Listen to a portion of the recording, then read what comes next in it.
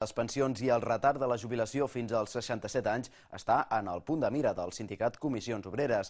Aquest divendres que Novella ha estat el punt de trobada de més de 200 sindicalistes disposats a que d'una manera o altra es tornin a mobilitzar per frenar el que consideren una retallada de drets en tota regla.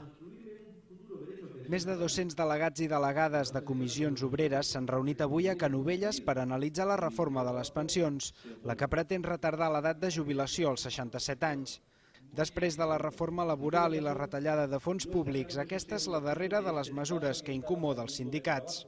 Todos son diferentes vías de abordar los problemas, debilitando la posición de los trabajadores y haciendo recaer sobre ellos los gastos o los costes de la crisis, en lugar de buscar una fórmula equilibrada de compartir los costes de la crisis y salir mejor de ella, que es lo que tenemos que hacer a través del diálogo y la concertación.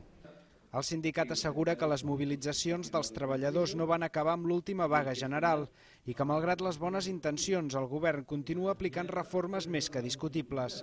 Afirmen que el que cal són mesures pactades en matèria industrial, en matèria energètica i en formació. Y lo que menos necesita es utilizar indebidamente las pensiones u otras materias para dar mensajes a instituciones o mercados internacionales que no van a ayudar a lo que la economia espanyola necessita.